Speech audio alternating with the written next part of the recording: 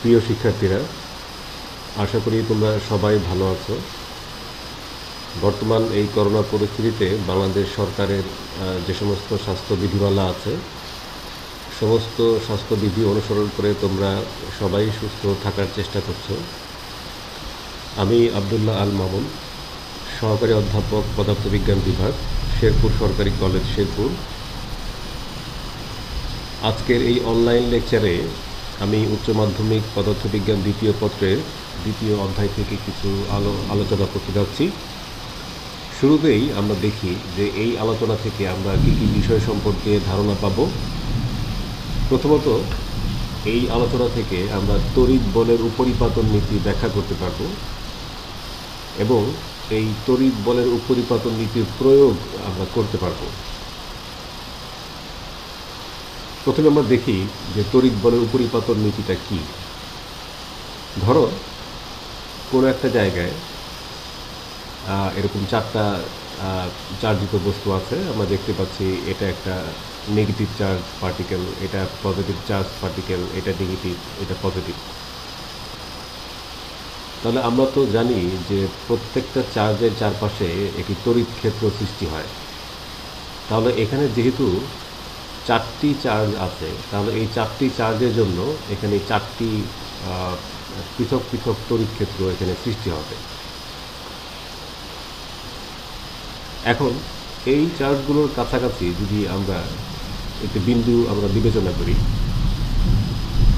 এবং আমরা ধরলাম যে এই বিন্দুটা এমন যে এই নেগেটিভ চার্জের জন্য যে তড়িৎ ক্ষেত্র সৃষ্টি হবে, এই বিন্দুটা এর তড়িৎ ক্ষেত্রের রেঞ্জের মধ্যে আছে।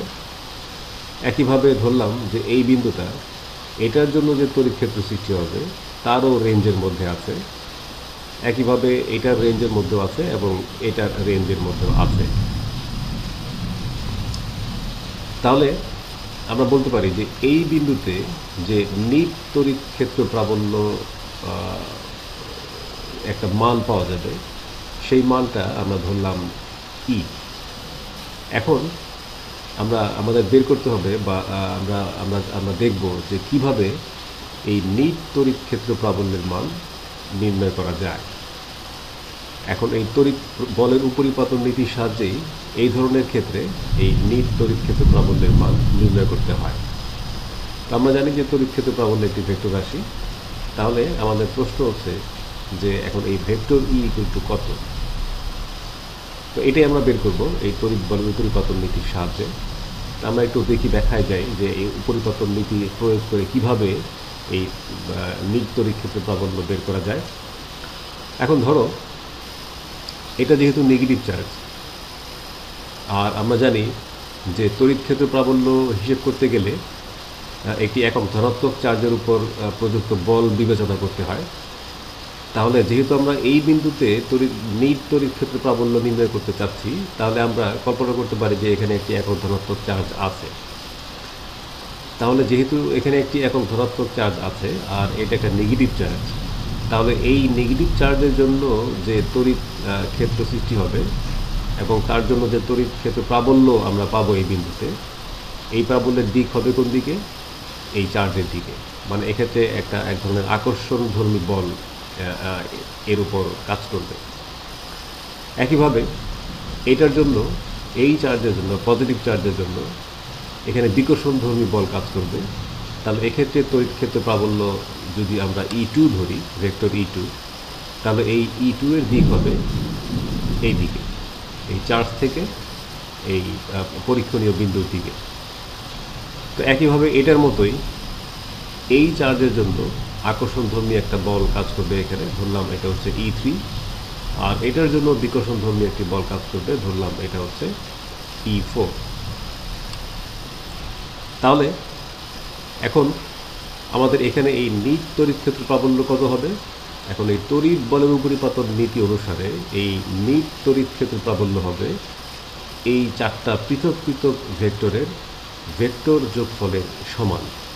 আমি আবারও বলছি, ভেক্টর যোগফলের সমান, সাধারণ যোগফল না কিন্তু। তো এটাই হচ্ছে আমাদের তড়িৎ বলের উপরিপাতন নীতির গাণিতিক প্রকাশ। তো এখন আমরা দুটো উদাহরণ দেখব, দুটো প্রয়োগ দেখব এই নীতির, তাহলে আমাদের এই কনসেপ্টটা আরও পরিষ্কার হবে আমাদের কাছে।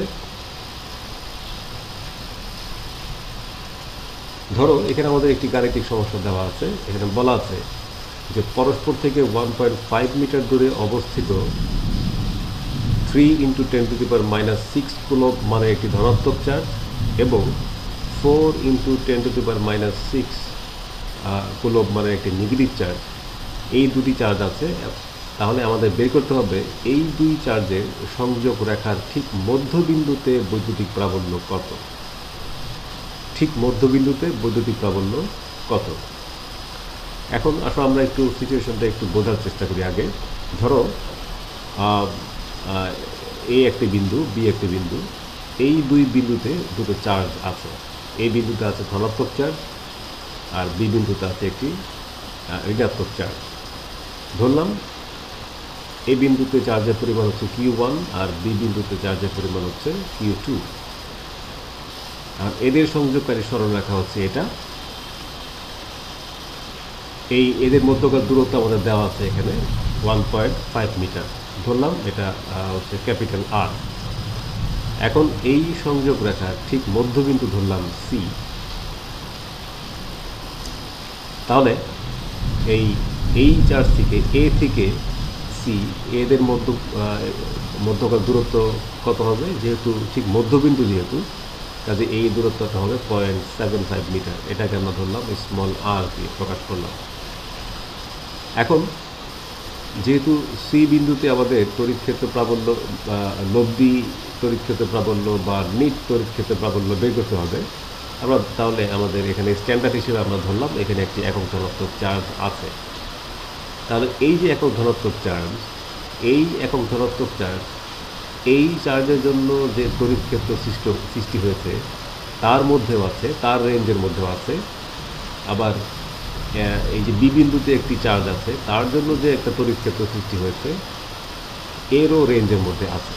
আমরা দেখতেই পাচ্ছি যে এই মধ্যবিন্দুটা দুটো তড়িৎ ক্ষেত্র দ্বারাই প্রভাবিত হচ্ছে। তাহলে আমাদের এখানে এখন আমাদের বের করতে হবে এই দুই তড়িৎ ক্ষেত্রের জন্য এইখানে নিট তড়িৎ ক্ষেত্র প্রাবল্য কত। তাহলে ধরো এই চার্জের জন্য এই বিন্দুতে যে তড়িৎ ক্ষেত্র প্রাবল্য, এটা আমরা প্রকাশ করলাম E1 দিয়ে। তাহলে তড়িৎ ক্ষেত্র প্রাবল্যের যে সমীকরণ, সেটা থেকে আমরা কি জানি? E1 কিন্তু আমরা লিখতে পারি 1/4πε0 Q1/r²। আর এই যে তড়িৎ ক্ষেত্র প্রাবল্য, তার দিক হবে কোন দিকে? তার দিক হবে এ থেকে সি এর দিকে। এটা বিকর্ষণধর্মী হবে, বিকর্ষণধর্মী তড়িৎ ক্ষেত্র, যার কারণে এটার দিক হবে এ থেকে সি এর দিকে। আবার একইভাবে Q2 এর জন্য সি বিন্দুতে তড়িৎ প্রাবল্য, এটা আমরা ধরলাম E2। এখন এটা সমান কি হবে? E2 এর সমীকরণটা কি হবে? দেখো, যেহেতু সি বিন্দুটা এ আর বি এর ঠিক মধ্যবিন্দু, আর এ আর বি এর মধ্যবর্তী দূরত্ব হচ্ছে 1.5 মিটার, তাহলে বি থেকে সি এর দূরত্ব সেটা কিন্তু হবে কি 0.75 মিটার। এটাকে আমরা স্মল আর দিয়ে প্রকাশ করলাম। তাহলে E2 সমান আমরা লিখতে পারি 1/4πε0 Q2/r²। এখন এই E2 এর দিক হবে কোন দিকে? এটা তোমরা নিশ্চয়ই বুঝতে পারছো যে যেহেতু এটা নেগেটিভ চার্জ, তার নেগেটিভ চার্জের জন্য যে তড়িৎ ক্ষেত্র সৃষ্টি হবে সেক্ষেত্রে এই বিন্দুটা, এই একক ধনাত্মক চার্জ, সেটা একটি আকর্ষণধর্মী বল অনুভব করবে। তো সেই ক্ষেত্রে E2 এর দিক হবে সি থেকে বি এর দিকে। তাহলে এটা আকর্ষণধর্মী আর এইটা হচ্ছে বিকর্ষণধর্মী। কিন্তু লক্ষণীয় বিষয় হচ্ছে, খেয়াল করে দেখো, সি বিন্দুতে E1 এবং E2 দুটো ভেক্টর, এরা কিন্তু একই দিকে ক্রিয়াশীল। খেয়াল করে দেখো, একই দিকে। তাহলে আমরা জানি যে একই দিকে ক্রিয়ারত সমজাতীয় দুটো ভেক্টর রাশির লব্ধির মান ভেক্টর দুটির যোগফলের সমান। এটা আমরা আমাদের প্রথম পত্রে, আমরা ভেক্টর অধ্যায়ে আমরা এটা দেখেছিলাম যে একই দিকে যদি দুটো ভেক্টর একই জাতীয় যদি ক্রিয়াশীল থাকে, তাহলে তাদের লব্ধি বের করতে হয় কীভাবে? তাদের সরাসরি যোগফলের সাহায্যে। এখন আমরা ধরলাম এই সি বিন্দুতে লব্ধি তড়িৎ ক্ষেত্র প্রাবল্য ধরলাম ই। তাহলে এই নিয়ম অনুসারে আমরা ই সমান কি লিখতে পারি, E1 প্লাস E2 ভেক্টর যোগফলের সমান।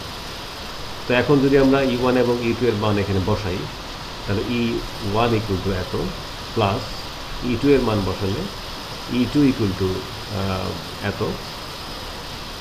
এখন এই দুটো টার্ম থেকে দেখো আমরা এই এতটুকু অংশ কিন্তু আমরা কমন নিতে পারি। তাহলে এটাকে এই ডান দিকের অংশটাকে আমরা রিঅ্যারেঞ্জ করে লিখতে পারি এভাবে 1/4πε0 Q1 plus Q2 divided by r²। এখন আমরা জানি যে 1/4πε0 এটা equal to 9 × 10⁹ newton metre square per coulomb square. আর এর মান আমরা বের করেছি এখানে, যেহেতু এটা মধ্যবিন্দু 0.75 মিটার। Q1 এর মান দেওয়া আছে, Q2 এর সংখ্যাগত মানটাও দেওয়া আছে। তো এই মানগুলো যদি আমরা এই সমীকরণে বসাই, তাহলে আমরা লিখতে পারি 9 × 10⁹ into Q1 plus Q2 divided by r²।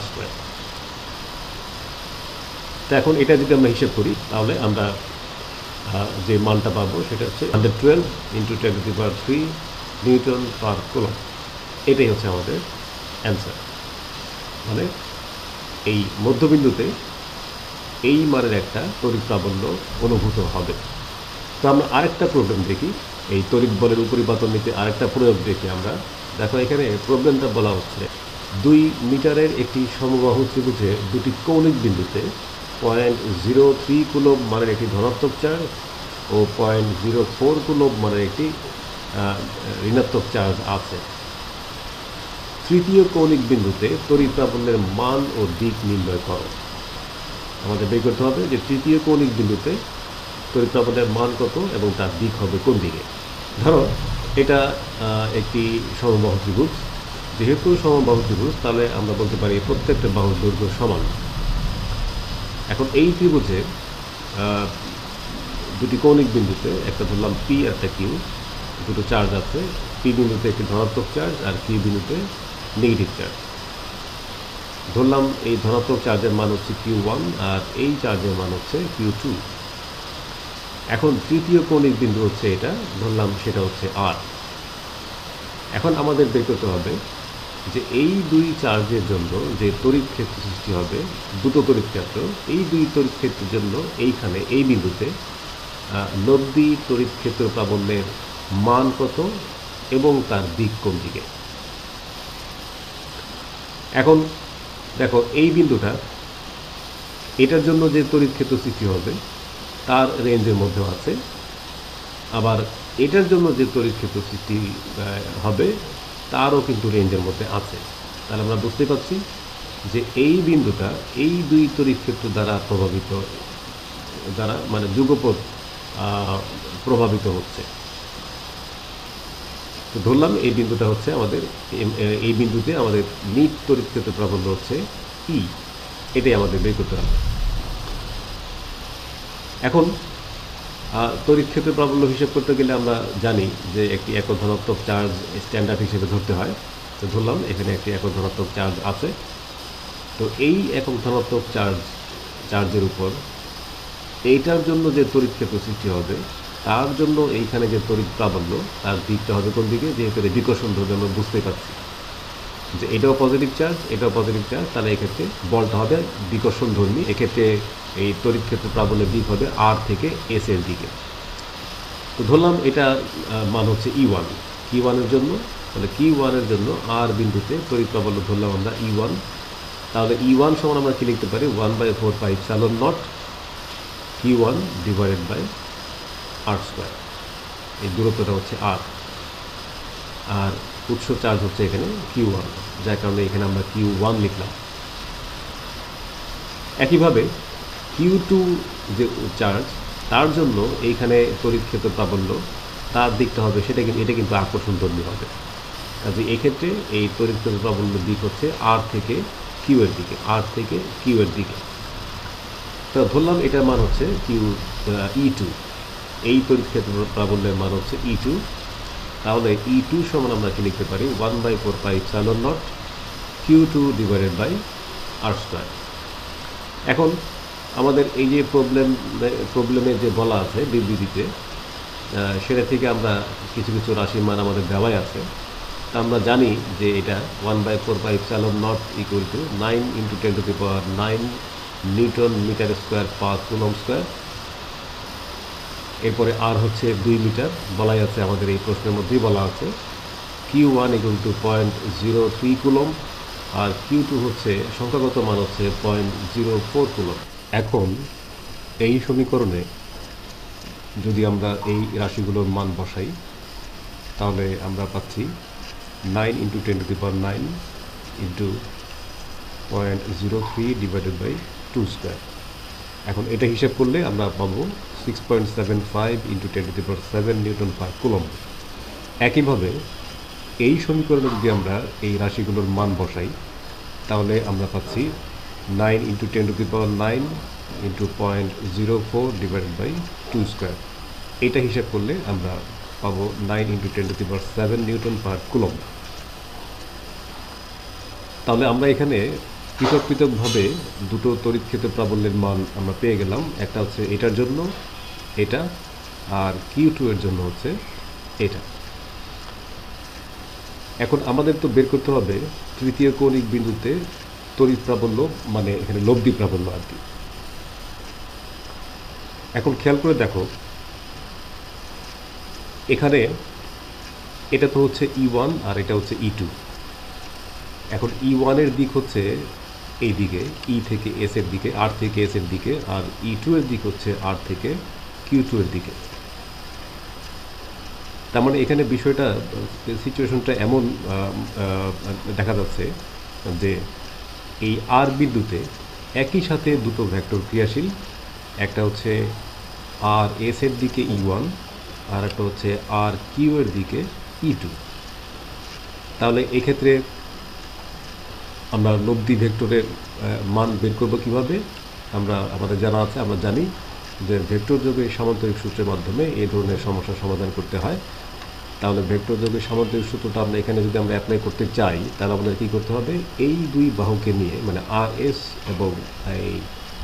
এবং আর কিউ, এই দুই বাহুকে নিয়ে আমরা একটি সামান্তরিক আঁকব। তাহলে সামান্তরিক যদি অঙ্কন করি, তাহলে এই যে কৌণিক বিন্দু, যেই কৌণিক বিন্দুতে একই সাথে দুই ভেক্টর ক্রিয়াশীল, যদি আমরা একটি কর্ণ আঁকি, তাহলে এই কর্ণের দৈর্ঘ্যই হবে আমাদের লব্ধি তড়িৎ ক্ষেত্র প্রাবল্যের মান।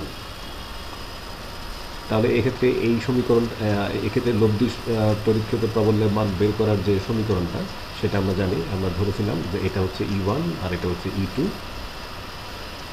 আর আরেকটা বিষয় হলো, দেখো, যেহেতু এটি একটি সমবাহু ত্রিভুজ, আমরা জানি সমবাহু ত্রিভুজের প্রত্যেকটা কোণের মান হচ্ছে 60 ডিগ্রি। তাহলে এই কোণ যদি 60 ডিগ্রি হয়, তাহলে এই কোণটা হবে অবশ্যই 120 ডিগ্রি। ধরলাম এটা হচ্ছে আলফা।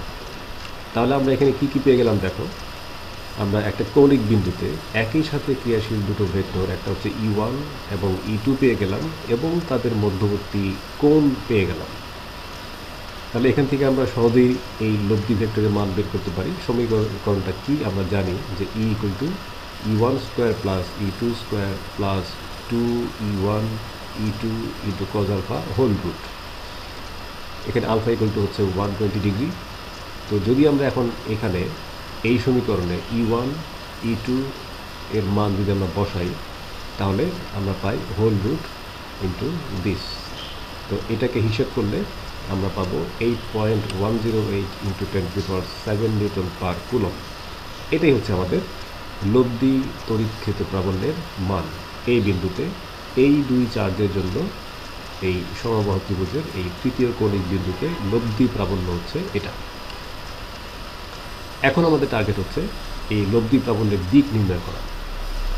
এখন দেখো, আমরা ধরলাম এই লব্ধি প্রাবল্যের দিক এই E2 ভেক্টরের সাথে থিটা কোণে ক্রিয়াশীল, আমরা ধরে নিলাম।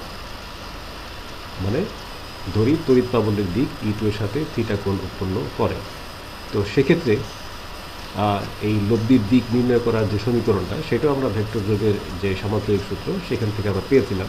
সমীকরণটা হচ্ছে theta equal to tan inverse E1 sine alpha divided by E2 plus E1 cos alpha.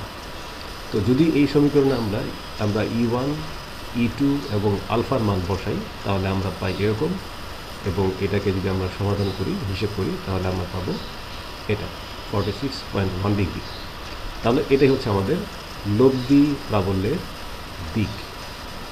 তো আশা করি তোমরা এই তড়িৎ বলের যে উপরিপাতন নীতি সেটা বুঝতে পেরেছো, এবং কিভাবে এই উপরিপাতন নীতি প্রয়োগ করে এরকম বিভিন্ন কমপ্লেক্স প্রবলেম সলভ করা যায় সেটাও তোমরা বুঝতে পেরেছো।